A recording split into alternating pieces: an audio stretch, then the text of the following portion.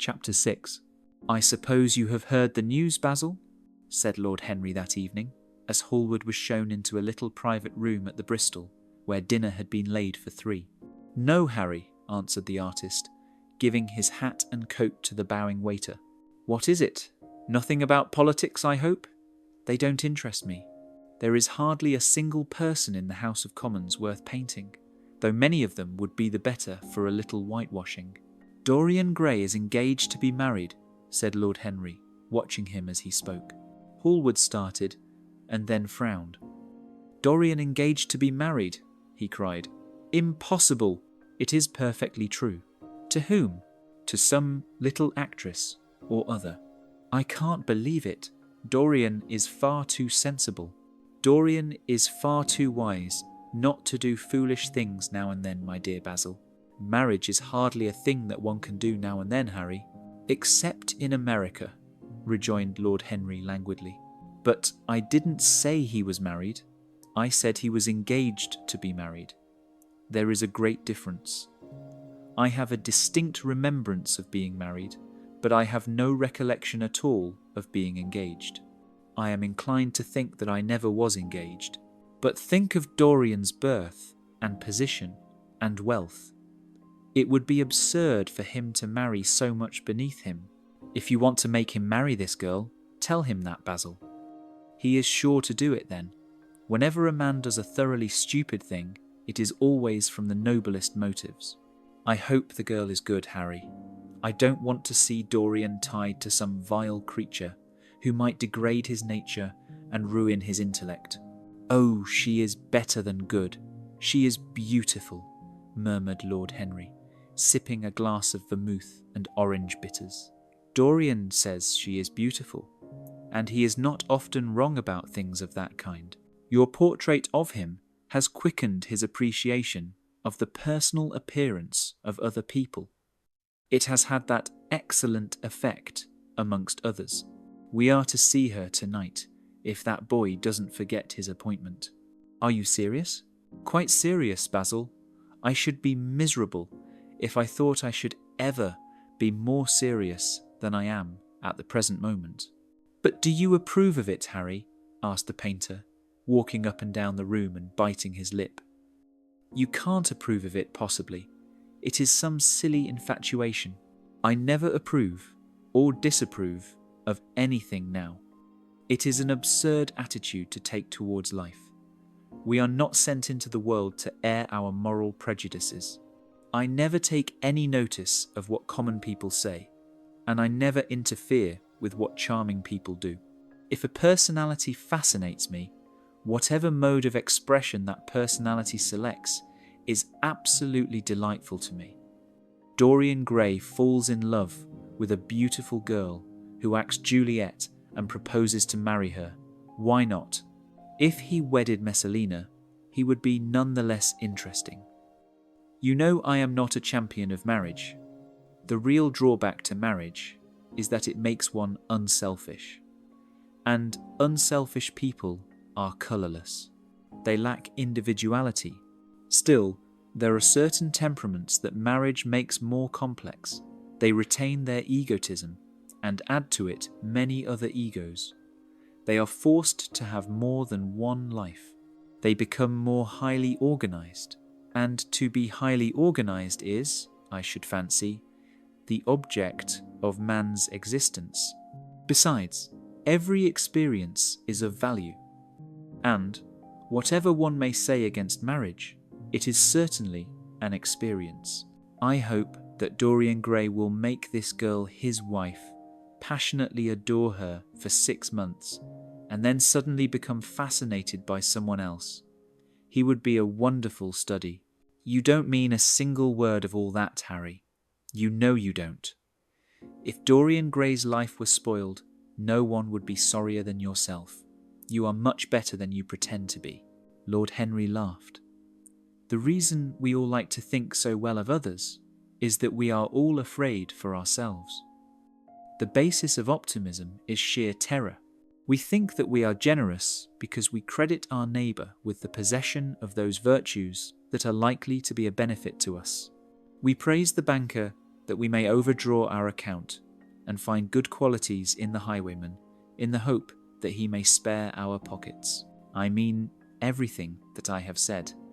I have the greatest contempt for optimism. As for a spoiled life, no life is spoiled but one whose growth is arrested. If you want to mar a nature, you have merely to reform it. As for marriage, of course that would be silly. But there are other and more interesting bonds between men and women. I will certainly encourage them. They have the charm of being fashionable. But here is Dorian himself. He will tell you more than I can. My dear Harry, my dear Basil, you must both congratulate me, said the lad, throwing off his evening cape with its satin-lined wings and shaking each of his friends by the hand in turn. I have never been so happy. Of course it is sudden. All really delightful things are. And yet it seems to me to be the one thing I have been looking for all my life. He was flushed with excitement and pleasure and looked extraordinarily handsome. I hope you will always be very happy, Dorian, said Hallward. But I don't quite forgive you for not having let me know of your engagement. You let Harry know. And I don't forgive you for being late for dinner, broke in Lord Henry, putting his hand on the lad's shoulder and smiling as he spoke. Come, let us sit down and try what the new chef here is like, and then you will tell us how it all came about. There is really not much to tell, cried Dorian, as they took their seats at the small round table. What happened was simply this. After I left you yesterday evening, Harry, I dressed, had some dinner at that little Italian restaurant in Rupert Street you introduced me to, and went down at 8 o'clock to the theatre. Sibyl was playing Rosalind. Of course the scenery was dreadful, and the Orlando absurd, but Sibyl, you should have seen her. When she came on in her boy's clothes, she was perfectly wonderful. She wore a moss-coloured velvet jerkin with cinnamon sleeves, slim brown cross-gartered hose, a dainty little green cap with a hawk's feather caught in a jewel, and a hooded cloak lined with dull red. She had never seemed to me more exquisite. She had all the delicate grace of that Tanagra figurine that you have in your studio, Basil. Her hair clustered round her face, like dark leaves round a pale rose. As for her acting, well, you shall see her tonight. She is simply a born artist. I sat in the dingy box absolutely enthralled. I forgot that I was in London and in the 19th century. I was away with my love in a forest that no man had ever seen. After the performance was over, I went behind and spoke to her. As we were sitting together, suddenly there came into her eyes a look that I had never seen there before. My lips moved towards hers. We kissed each other. I can't describe to you what I felt at that moment. It seemed to me that all my life had been narrowed to one perfect point of rose-coloured joy. She trembled all over and shook like a white narcissus. Then she flung herself on her knees and kissed my hands. I feel that I should not tell you all this, but I can't help it. Of course, our engagement is a dead secret.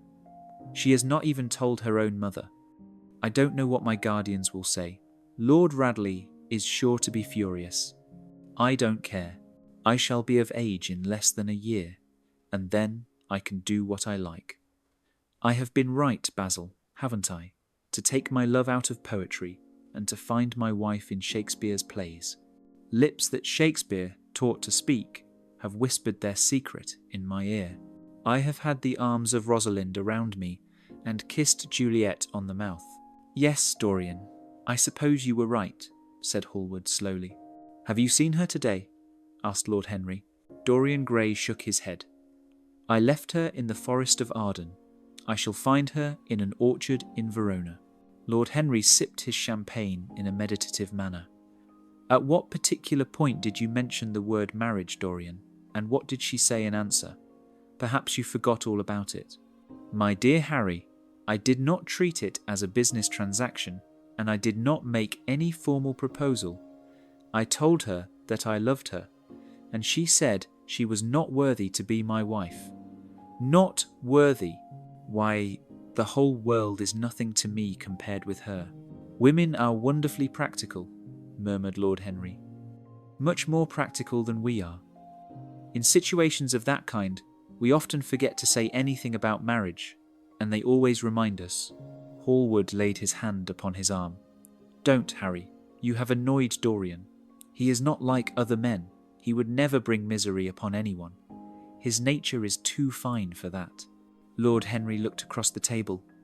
Dorian is never annoyed with me, he answered. I asked the question for the best reason possible, for the only reason indeed that excuses one for asking any question. Simple curiosity.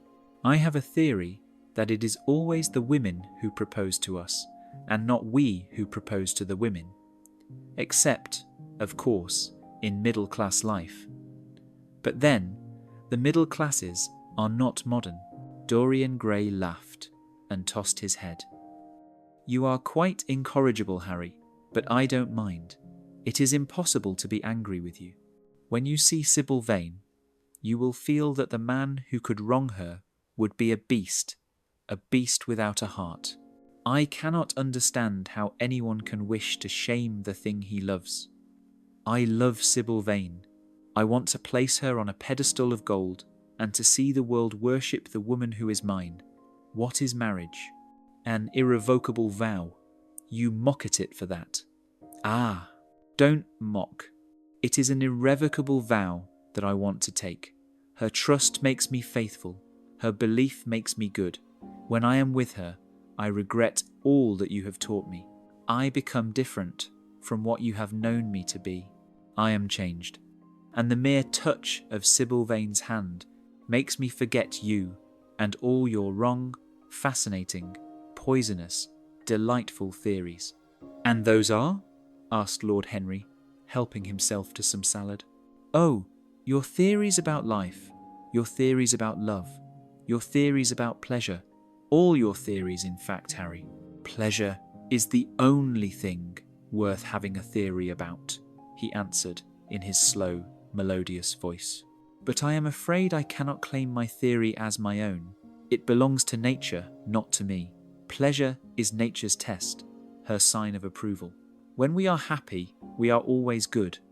But when we are good, we are not always happy. Ah, but what do you mean by good? Cried Basil Hallward.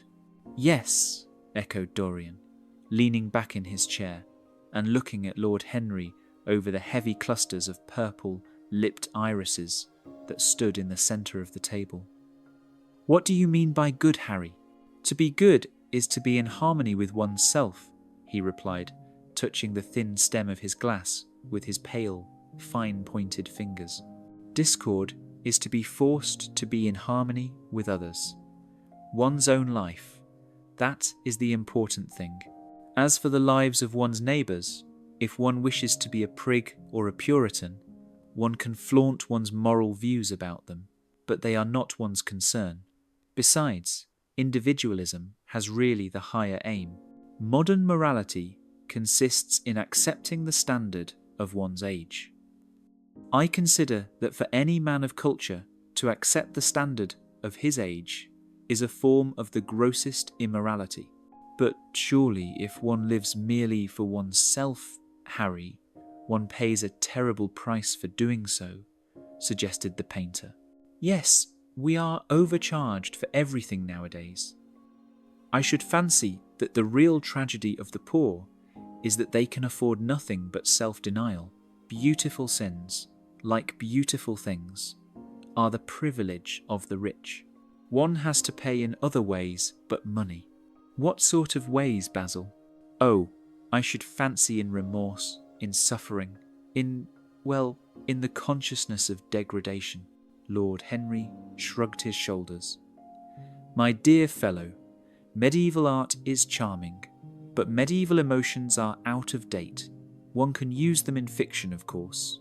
But then the only things that one can use in fiction are the things that one has ceased to use, in fact. Believe me, no civilized man ever regrets a pleasure, and no uncivilized man ever knows what a pleasure is. I know what pleasure is, cried Dorian Gray. It is to adore someone. That is certainly better than being adored, he answered, toying with some fruits. Being adored is a nuisance. Women treat us just as humanity treats its gods. They worship us and are always bothering us to do something for them. I should have said that whatever they ask for, they had first given to us, murmured the lad, gravely. They create love in our natures. They have a right to demand it back. That is quite true, Dorian, cried Hallward.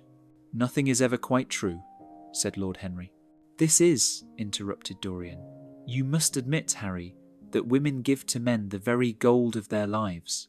Possibly, he sighed. But they invariably want it back in such very small change. That is the worry. Women, as some witty Frenchman once put it, inspire us with the desire to do masterpieces, and always prevent us from carrying them out. Harry, you are dreadful. I don't know why I like you so much.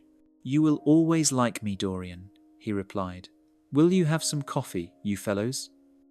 Waiter, bring coffee, and fine champagne, and some cigarettes. No, don't mind the cigarettes. I have some. Basil, I can't allow you to smoke cigars. You must have a cigarette.